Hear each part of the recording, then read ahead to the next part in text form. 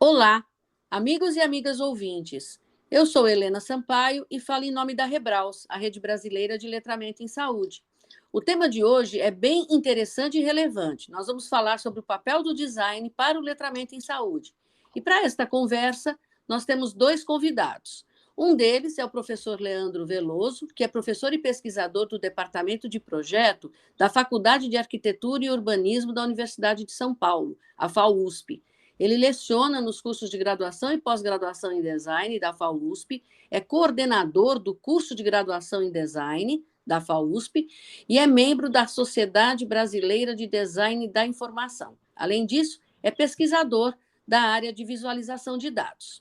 E nossa outra convidada é a professora Sara Goldschmidt, que também é professora e pesquisadora do Departamento de Projeto da FAUSP. Ela leciona nos cursos de graduação e pós-graduação em design dessa universidade e, desde 2021, ela coordena o Laboratório de Pesquisas em Design para a Saúde.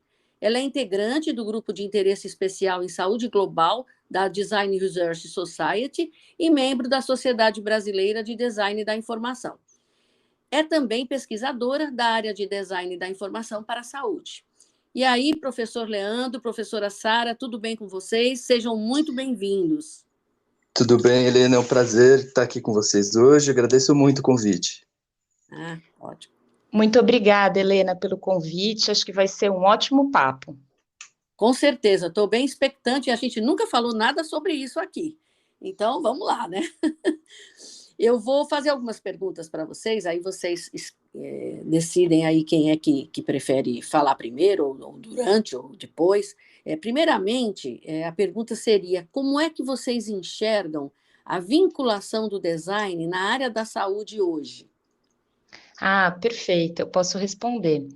Bom, o design é um campo do conhecimento que faz parte da área de ciências sociais aplicadas, né? Então, tem uma natureza transdisciplinar. Faz a mediação entre seres humanos e a tecnologia.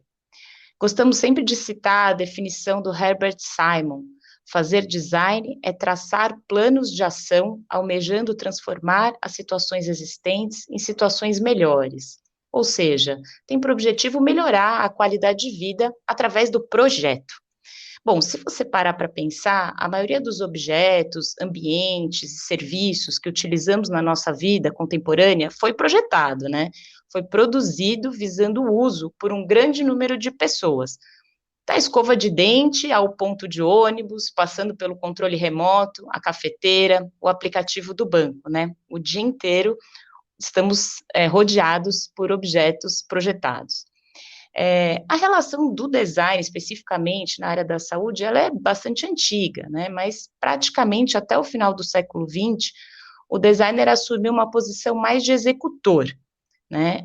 Fosse de sistemas de comunicação visual, projetos de dispositivos médicos, tecnologias assistivas, cartilhas de educação em saúde, né? São vários exemplos.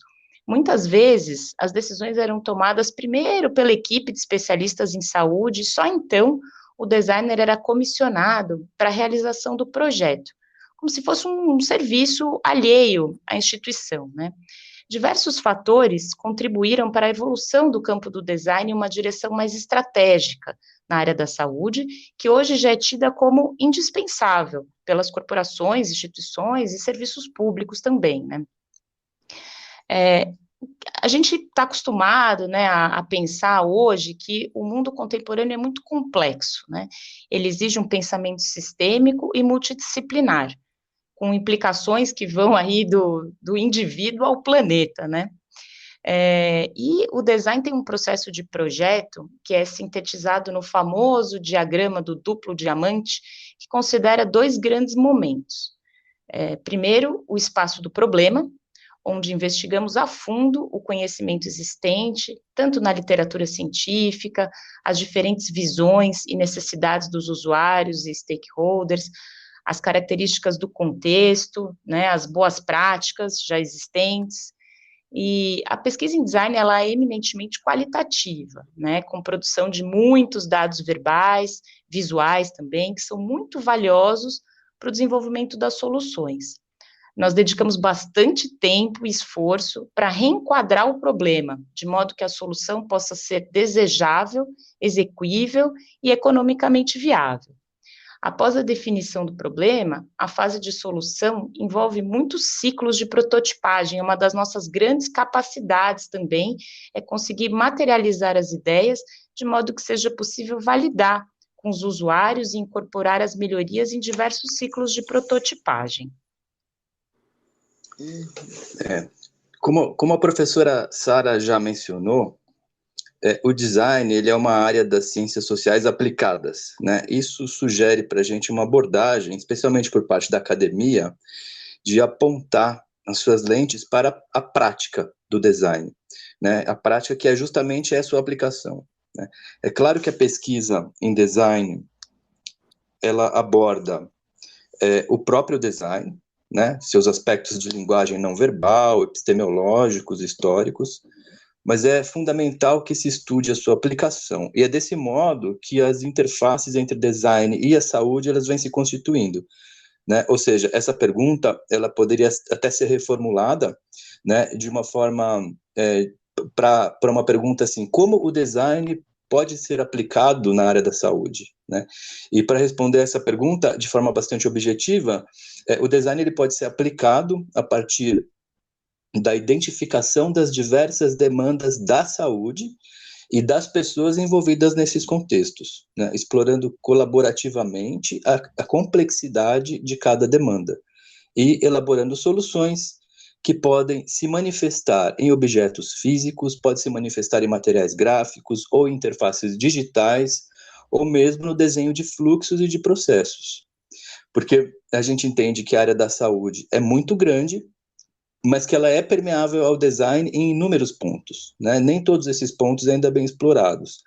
O design ele pode estar, por exemplo, na ergonomia dos instrumentos, nas próteses, nas interfaces dos sistemas de monitoramento, no arranjo físico e na comunicação interna dos espaços de um hospital, nos fluxos de atendimento ao público ou nas visualizações de dados em saúde pública. Lembrando que o design ele tem sempre foco no humano, e que nós costumamos denominar esse humano de usuário, né? Mas que esse usuário ele pode ser tanto o paciente, mas pode ser também os familiares desse paciente, pode ser os enfermeiros que o atendem, os médicos ou até mesmo os gestores de saúde pública. É um mundão, né? Enquanto vocês dois estavam falando, eu estava aqui imaginando, se alguém chegasse para mim hoje e perguntasse, acho que para muitos de nós, dos ouvintes também, na sua opinião, o que é o design? Eu acho que já começaria nosso não saber a partir daí, porque eu acho que a gente tem uma visão, vamos dizer, limitada do que seja, né? Eu conseguia lembrar, se eu fosse pensar em design sozinha, sem vocês falarem, eu só ia me lembrar de aplicativos e ia me lembrar de ergonomia. Fora isso, eu me ia lembrar. Pois é. Nossa, mas é isso aí, vamos aprendendo, vamos aprendendo. E mais especificamente, já que você já fez o gancho aí do design para a saúde, né? E já deixou bem claro para a aplicabilidade, como é que vocês veem a relação, então, entre design e letramento em saúde? Aí é interessante ressaltar, Helena, uma grande aderência, né, da área específica denominada design da informação, que é uma área que foi estabelecida nos anos 70 como um campo de conhecimento com seus próprios métodos, né, que envolve o planejamento e a apresentação da informação quanto à forma e conteúdo, de modo adequado às necessidades dos destinatários da mensagem.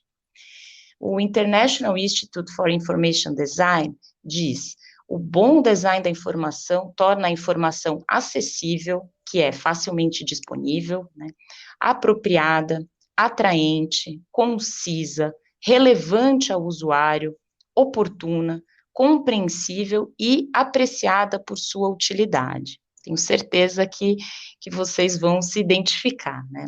O design da informação é, portanto, essencial e é um desafio enorme para o setor da saúde para capacitar os usuários a acessar, visualizar, entender, memorizar e se envolver melhor com as informações de saúde para melhorar a qualidade de vida. Bom, atualmente, né, com o envelhecimento da população global e a alta carga das doenças crônicas, sabemos que os sistemas de saúde enfrentam o desafio de melhorar os resultados de saúde e reduzir custos, né? Então, o letramento em saúde é fundamental para o indivíduo poder acessar, entender e usar as informações relacionadas à sua saúde para melhorar a qualidade de vida, né? E, recentemente, o relatório da Organização Mundial da Saúde sobre o desenvolvimento do letramento em saúde para prevenção e controle de doenças não transmissíveis enfatiza que as ações para melhorar a alfabetização em saúde devem ser inclusivas, contextuais e orientadas para a equidade, adaptadas das realidades dos países de baixa, média e alta renda, né? Ou seja, tem muita aderência entre as capacidades do design e as necessidades de comunicação em saúde. E, felizmente, né, estamos vivendo um momento histórico propício para a multidisciplinaridade, para trocas mais criativas, né, menos hierárquicas. Eu queria enfatizar que os projetos em design, né, eles são focados nos usuários e as pesquisas qualitativas que são feitas, então, no âmbito do projeto, elas vão anteceder as etapas propositivas do projeto, né? E essas pesquisas, elas já devem levar em conta o letramento do público para o qual se está projetando, tá? Então, não é só na solução, mas desde as etapas de pesquisa, a gente já precisa levar em conta isso, porque a gente envolve o usuário no projeto de design, né? E como o design faz isso? Trabalhando de modo interdisciplinar com ferramentas que são provenientes de áreas como a etnografia e a psicologia cognitiva, né? Então, sempre que é possível, a pesquisa em design, ela envolve os usuários. Esses usuários, eles precisam ser conhecidos pelo design e até, em muitos casos, eles podem colaborar com o design. É assim que a gente estabelece os requisitos de projeto, tá? Que vão, portanto, respeitar as características daquele usuário, né? Vão respeitar o seu repertório, a sua cultura, as suas deficiências, né? E também o seu contexto. Então, o design de informação é uma área do design que trabalha aspectos de linguagem visual, como a hierarquia da informação, memória, legibilidade, e ainda prevê etapas de mensuração dos objetivos de cada peça projetada. Tá? Essas peças, elas precisam levar em conta o letramento do usuário, que vai realizar atividades que vão desde a compreensão, né, de uma bula de um medicamento até uma tomada de decisão sobre um gráfico epidemiológico, certo? Uhum. Eu estou, assim, absolutamente encantada, porque eu estou vendo assim, tudo a ver com letramento, né? Eu fico imaginando, porque nós trabalhamos com letramento, a gente aplica os fundamentos do letramento na elaboração de materiais, tá? Eu, por exemplo, que sou professora da Universidade Estadual do Ceará, eu tento. A gente trabalha com podcast, a gente trabalha com vídeo, a gente trabalha com cartilha, né? Mas o que acontece? A gente aplica esses fundamentos, vamos dizer assim, fica uma coisa não lapidada, fica uma coisa bruta. Por quê? Porque nós não temos a formação. Né? Então, quer dizer, na minha cabeça, pelo que vocês estão dizendo, é fundamental que na equipe interdisciplinar que existem nos sistemas de saúde, principalmente se a gente quiser uma organização letrada em saúde, tem que ter um setor de design, não é? Deveria ser obrigatório dentro da equipe. A equipe que desenvolve materiais educativos, que trabalha com educação e saúde, precisava do profissional do design ali. Porque, pelo que vocês estão dizendo, o que aconteceria? Eu teria, por exemplo, vamos supor, eu trabalho com câncer de mama, câncer de próstata, vamos supor, eu teria tudo na minha cabeça, do conteúdo técnico, tentaria, sozinha, sem vocês, eu tentaria aplicar os fundamentos do letramento para produzir um material compatível com o usuário, mas só que vocês têm o preparo para fazer isso. Então, eu sairia do meu conteúdo técnico e vocês fariam toda essa parte, e com certeza a gente teria um nível de sucesso muito maior em adequação à demanda do usuário mesmo, não é não?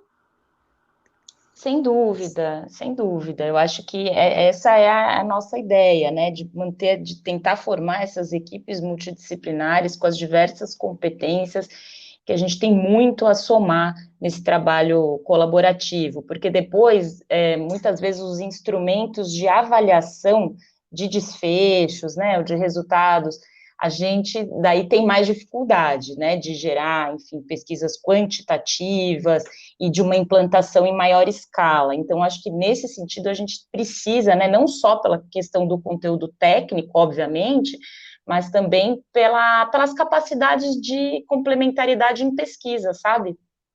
Isso. Eu não sei como é que é aí na região de vocês, atualmente, mas, por exemplo, aqui em Fortaleza, o nosso governo estadual, ele tem um setor desses, né, que trabalha um pouco com isso. Só que é um setor que não consegue, ele consegue trabalhar nos materiais do governo, entenderam? Quer dizer, a Sim. divulgação do governo, aquilo que o governo quer passar para a pessoa que mora aqui e tal, mas ele não é ligado à produção de materiais para ser utilizado, por exemplo, na atenção básica. Então, nós não temos aqui, dentro da atenção básica, ou mesmo no nível secundário, nos grandes hospitais, nós não temos um setor que trabalhe essa questão, né? Que desenvolva essas coisas, que projete, até como vocês disseram, projete a maneira como a coisa vai ser avaliada, até porque às vezes você encontra um desfecho que não é favorável, e o problema foi porque não foi bem feito, né? Então, eu É, fico entusiasmadíssima com isso aí que vocês estão dizendo. eu não costumo ver a existência desse setor também, Helena. Eu acho que talvez seja uma das nossas tarefas, né? Promover ações no desenvolvimento desse tipo de serviço. E eu acho que principalmente nós, quando fazemos eventos de letramento em saúde, e eventos de saúde de um modo geral, acho que tínhamos agora na minha cabeça já é obrigatório a gente chamar alguém dessa área para poder fazer uma ponte conosco, para poder ter uma produção melhor, né?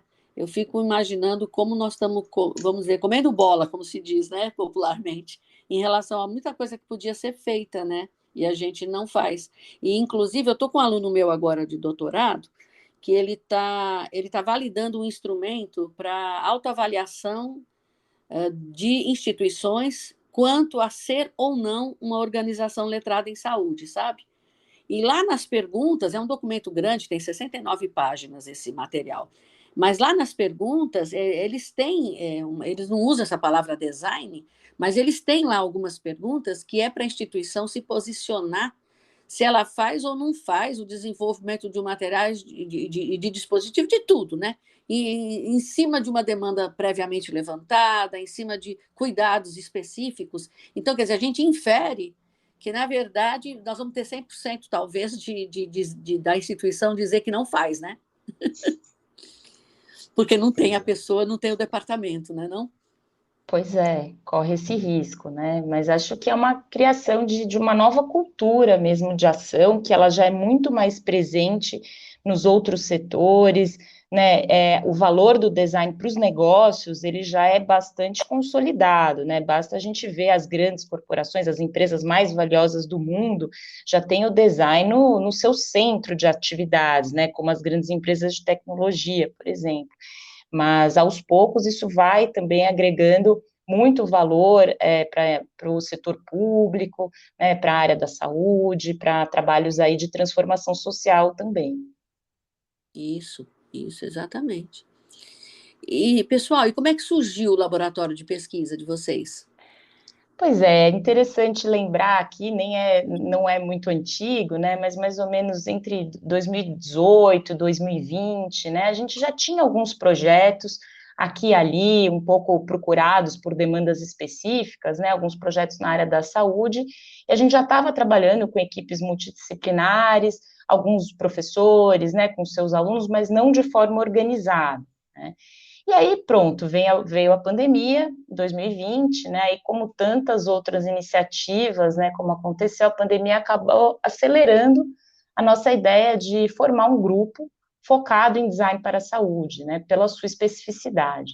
Então, criamos um grupo chamado Design e Inovação para a Saúde, registrado no CNPq, com pesquisadores das áreas de design, arquitetura, engenharia e medicina, né? A gente fez na verdade, um grupo bastante focado ali na Universidade de São Paulo, mesmo juntando todas essas competências. E, ao mesmo tempo, a gente formalizou esse laboratório para ter, literalmente, né, um nome e um endereço para acolher todas as iniciativas em andamento e criar novas também, né, para compartilhar saberes, pensar em novos projetos, parcerias, eventos, né. Então, vocês podem imaginar que, estando dentro da Universidade de São Paulo, algumas portas se abriram para a formação de parcerias com o Hospital das Clínicas, né, que é o maior hospital da América Latina. E foi bem interessante, porque nesse momento também o Hospital das Clínicas começa a investir mais fortemente no seu centro de inovação, o chamado Inova HC, né, e em transformação da cultura institucional voltada para a inovação, onde o design tem um papel bastante central, né, embora muitas vezes também não denominado design, né, mas a gente entende que está lá. Então, a percepção dessa oportunidade foi possível justamente por essa coincidência de fatores, né, um pouco de estar no lugar certo, na hora certa, e de uma vontade de realizar projetos de impacto social, impacto científico, né, mostrando o valor do design para as outras áreas. Uhum. Muito legal isso aí. E é como você disse, você criou o grupo, né? Tem que ter nome, né?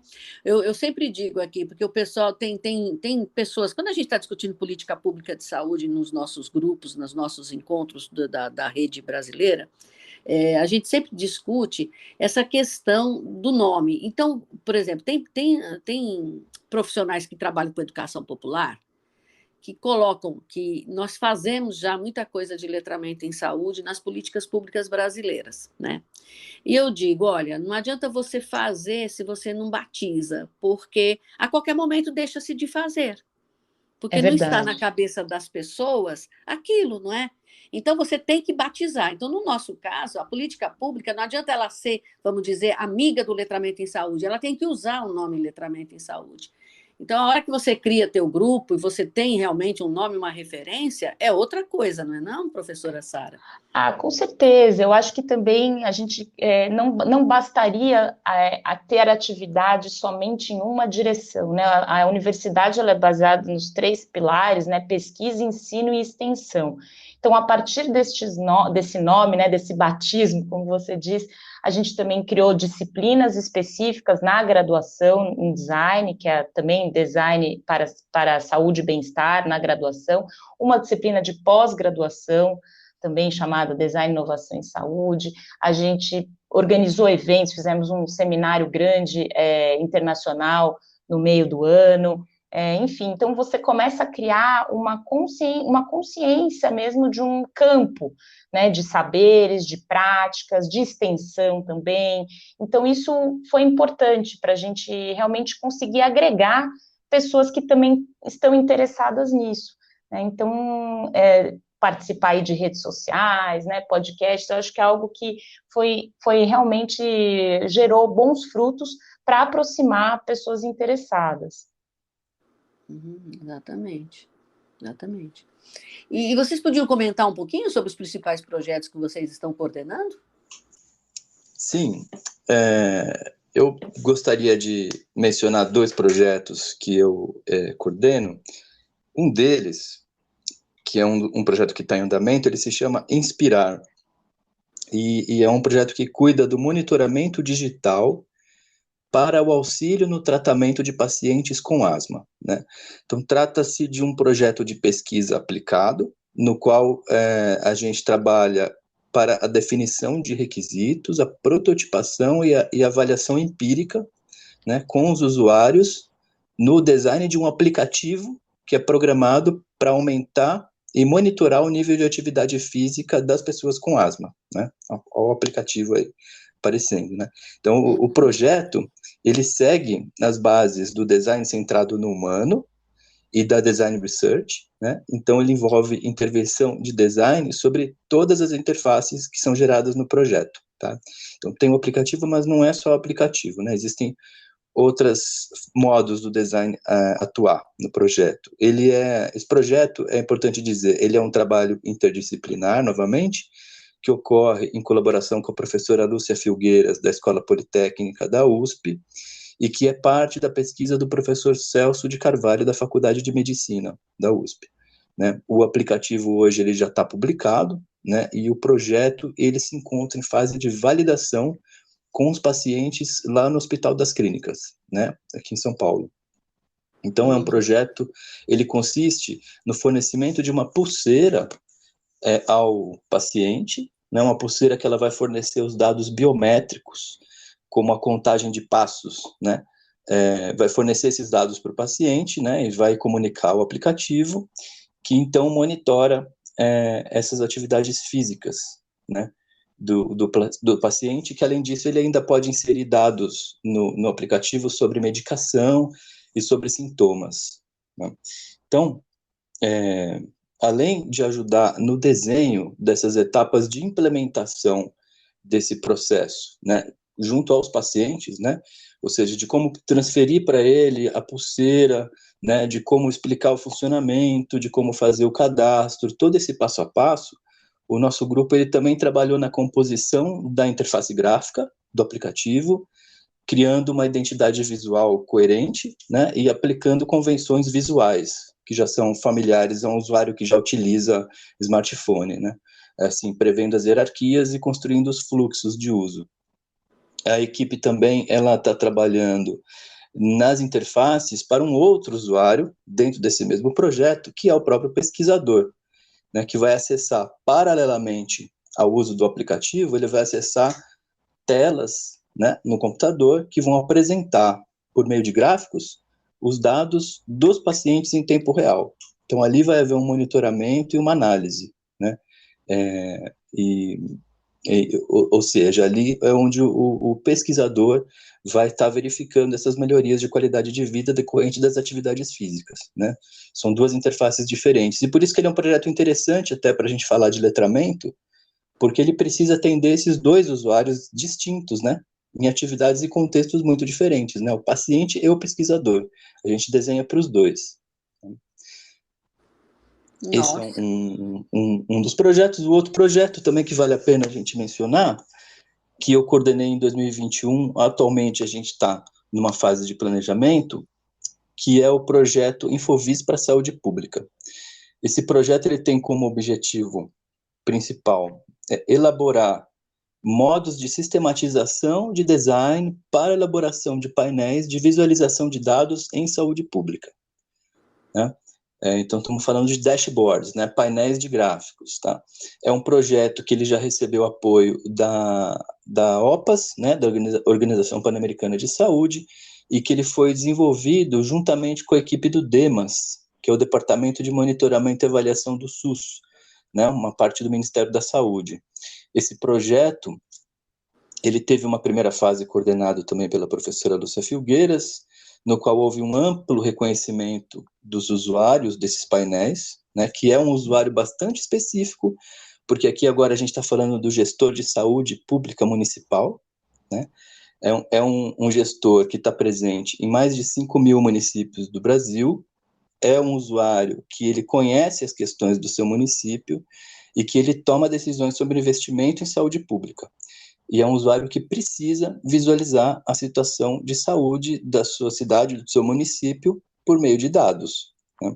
Então, a realidade da grande maioria dos municípios, hoje, é que da maioria, né, não dos municípios muito grandes, mas da maioria, é que esses dados, eles só podem ser acessados nas plataformas do SUS. E o nosso objetivo é justamente apresentar para esse usuário não um conjunto frio e fechado de dados, né, como se fosse uma caixa preta, mas apresentar para ele de um modo visual, né, da melhor forma possível.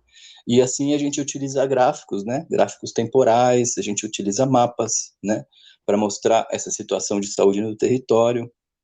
Alguns exemplos de painéis que foram produzidos dentro desse projeto, por exemplo, um mapa da capacidade instalada do SUS, né? Imagina que você pode ver em um mapa online a localização dos hospitais e dos postos de saúde do Brasil inteiro. Mas não só isso, você consegue, por exemplo, localizar equipamentos e leitos.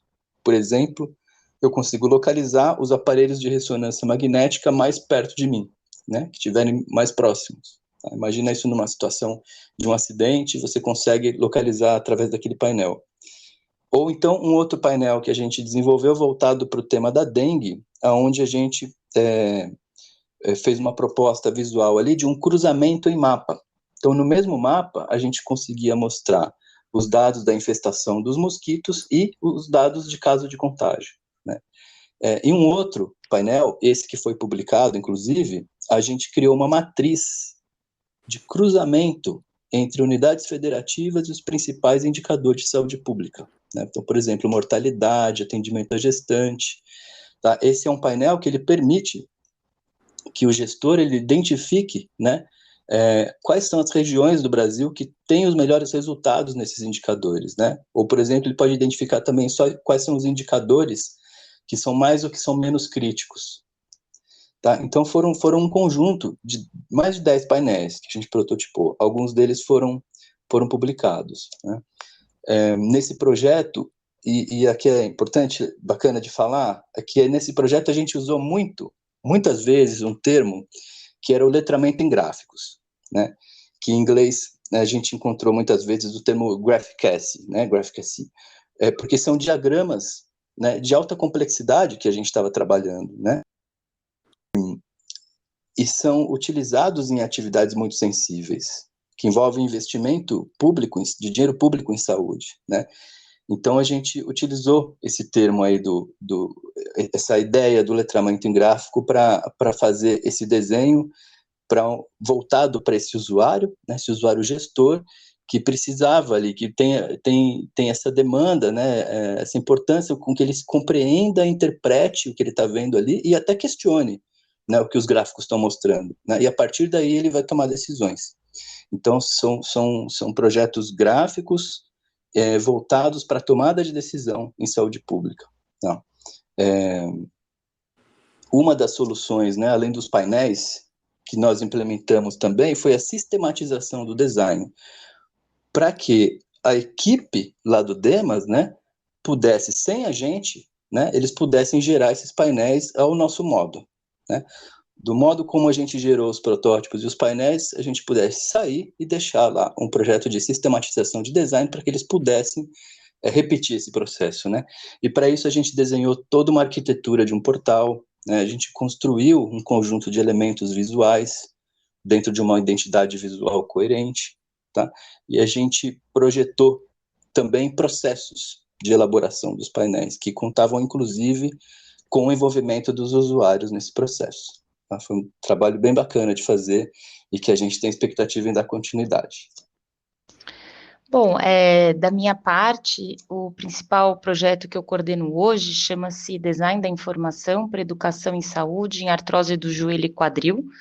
Foi um projeto proposto por uma equipe de designers e ortopedistas do Instituto de Ortopedia e Traumatologia da USP e da Santa Casa de São Paulo.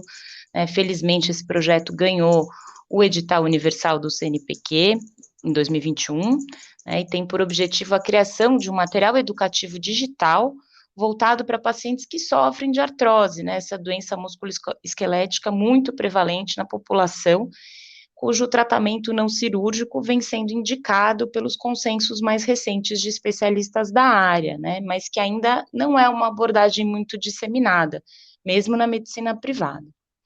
E a gente entende que o impacto desse tipo de intervenção educativa na saúde pública pode ser enorme, né, visando melhorar a qualidade de vida dessas pessoas. Um outro projeto recente que eu coordenei foi o Comunicação com Pacientes em sua jornada de medicina nuclear, que envolveu também o desenvolvimento de artefatos digitais sobre preparos de exames, né, visando reduzir a taxa de reconvocação de pacientes por erros no preparo. São erros que acarretam não só desperdícios no agendamento, como também exposição desnecessária à radiação. Os vídeos foram desenvolvidos em equipe multidisciplinar também, com biomédicos, radiologistas do Instituto de Radiologia do HC e estudantes de jornalismo da Escola de Comunicações e Artes da USP e também do nosso curso de design.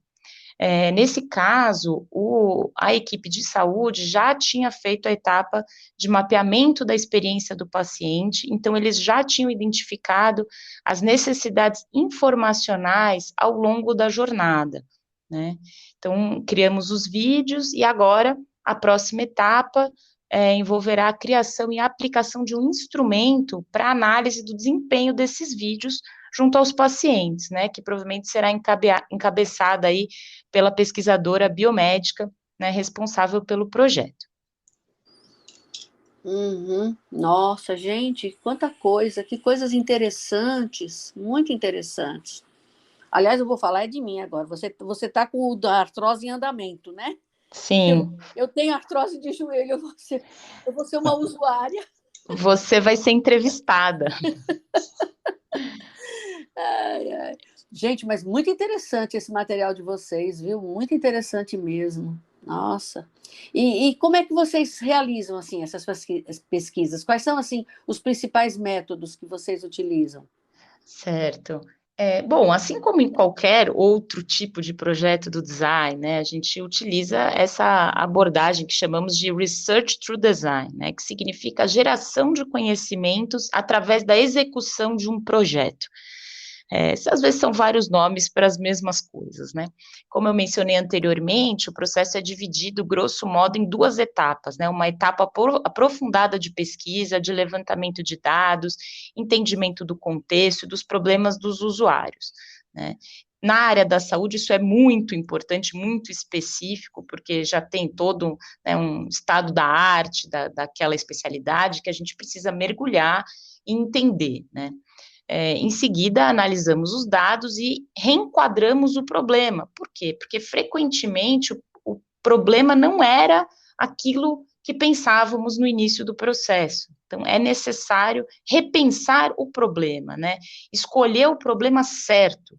O que, por quê e para que se vai projetar. Isso é muito importante. Em seguida, passamos a etapa de geração de alternativas, né? Escolha das melhores, sempre num processo de divergir e convergir. Uma das grandes capacidades do design, como mencionamos, é justamente a elaboração de protótipos, simulações, né, dos produtos finais que podem ser testadas com usuários e implementadas em ciclos de melhorias. Eu queria complementar, dizendo que a gente também usa um conjunto de abordagens, né? Então, por exemplo, a gente utiliza tanto abordagens conhecidas, bem conhecidas no mercado, aí, como o X, né? Ou UX, que é o design da experiência do usuário, quanto um conjunto de abordagens do co-design, né? Ou do design colaborativo, né? A primeira, o X, bem direcionado aos produtos digitais, né? Então, quando a gente está trabalhando mesmo com os aplicativos, né, ou com as interfaces digitais, a gente tem lá um conjunto, né, de ferramentas, de técnicas, de métodos provenientes desse campo da UX, que a gente pode lançar mão, né? E a segunda, que eu mencionei do co-design, são técnicas mais voltadas aos processos colaborativos, né? Então, um exemplo de co-design que a gente pratica é o uso do brain sketching, né, em Infovis, né? Isso é algo que nas minhas pesquisas de visualização de dados a gente utiliza, né? Brain sketching em Infovis, que são workshops colaborativos, né, onde há o envolvimento dos especialistas e nos quais todo mundo desenha, né? Desenho mesmo, papel e lápis, né? Mas desenha em conjunto, né? Então, brain sketching, uma mistura de brainstorming com sketch, né? E ali a gente desenha o quê? Desenha um conjunto grande de soluções, né, de gráficos e de mapas, que depois vão ser analisados pelo designer.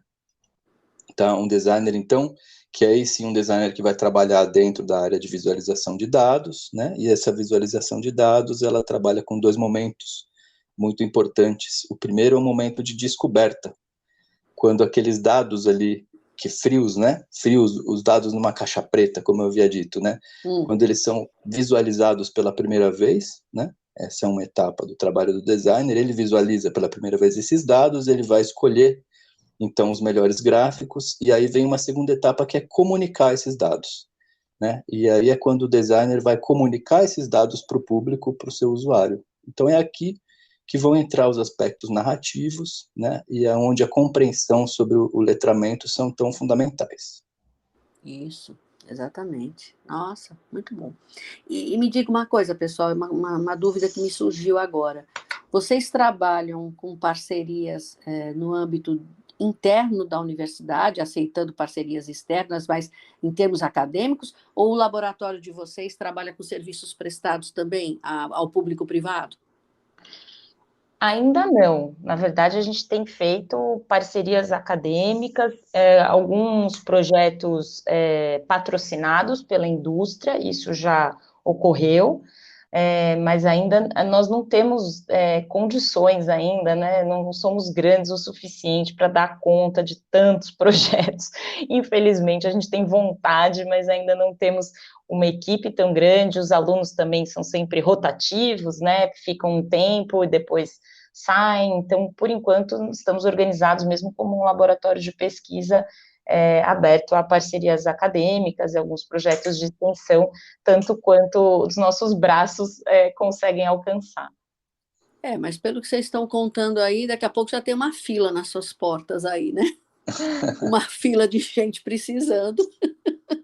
Por isso, exato, e por isso que também uma das nossas prerrogativas aí é a formação de recursos humanos para atuar nessa área. A gente entende que a demanda é muito maior que a oferta, assim como de profissionais da ciência da computação, o design acompanha, é uma demanda enorme, e formamos 40 designers por ano no curso de graduação em design da FAUSP, e então, portanto, queremos sempre multiplicar esses nossos alunos, também entendemos que serão líderes em suas áreas, como temos visto com muito orgulho acontecer. Então, acho que a nossa responsabilidade aqui é a da multiplicação. Isso, E é uma coisa assim, né? Se a pessoa souber, a pessoa vai atrás, né? Na verdade, eu conheci vocês por aquela matéria, né, que vocês fizeram a entrevista, né? E eu Sim. fiquei assim, falei, meu Deus, e tem isso e a gente nem sabe. Então, porque eu acredito que seja falta de saber como procurar também da nossa parte, né? Mas foi muito interessante essa abordagem para os nossos ouvintes pararem para pensar numa série de aspectos que eu acredito que quando a gente pensa em fundamento do letramento em saúde, a gente não vai nem perto de tudo isso que vocês fazem para conseguir realmente fazer com que o humano, como vocês disseram, que é o centro de vocês, centro de interesse, que ele realmente tenha a melhor resposta, a melhor apreensão possível, né? Muito bom isso. E, pessoal, vocês têm mais alguma coisa aí que vocês gostariam de acrescentar aqui na nossa entrevista de hoje? Helena, eu queria dizer que foi um enorme prazer participar do podcast da Rebraus, né, que é muito estimulante fazer parte desse trabalho, que tem tantas conexões com as nossas questões, né, e com as nossas pesquisas aqui na FAO. Acho que foi muito bacana, assim, para a gente também conhecer a Rebraus, assim, muito estimulante para a gente, né. Então, eu agradeço, e eu desejo que essa parceria se estenda, né, ainda mais, né. E para quem quiser conhecer mais sobre o laboratório, pode acessar o nosso site, que é Design para a Saúde, né, designparasaude.fao.usp.br. Beleza, eu Obrigado. vou escrever. Ótimo, eu vou escrever na descrição do episódio, que aí não tem perigo de alguém não lembrar para poder procurar. Legal. Isso mesmo. Eu gostaria de acrescentar que estamos, então, sempre abertos a novos diálogos, novas interações, parcerias possíveis, né, orientações, agregando estudantes e pesquisadores com os mesmos interesses, entendendo que a aplicação do design na saúde já é um campo autônomo de especialização. Então, agradeço, Helena, mais uma vez, a oportunidade desse diálogo e tenho a impressão que é só o começo para mais iniciativas que possamos construir juntos. Sim, com certeza. Vocês entraram definitivamente agora no radar da Rebraus. Já estou contando com vocês na nossa próxima conferência do ano que vem, que vai ser a nossa terceira conferência da rede. Ótimo. Combinado. Então, gente, agradecemos demais por vocês estarem conosco, por vocês darem tantas elucidações para a gente que a gente não tinha ideia de como seria. Então, eu estou muito entusiasmada, estou muito encantada. E eu agradeço demais essa sessão de tempo de vocês, que eu sei que vocês são ocupadíssimos, então também essa doação de vocês aqui para a nossa entrevista, né? Agradeço bastante. Agradeço aos nossos ouvintes também, que de qualquer maneira nós já chegamos em mais de 2.300 ouvintes fixos, então isso também vai nos mostrando que nós estamos no caminho certo e que vocês, que são os nossos convidados, estão contribuindo para os nossos ouvintes gostarem de estar conosco. Né?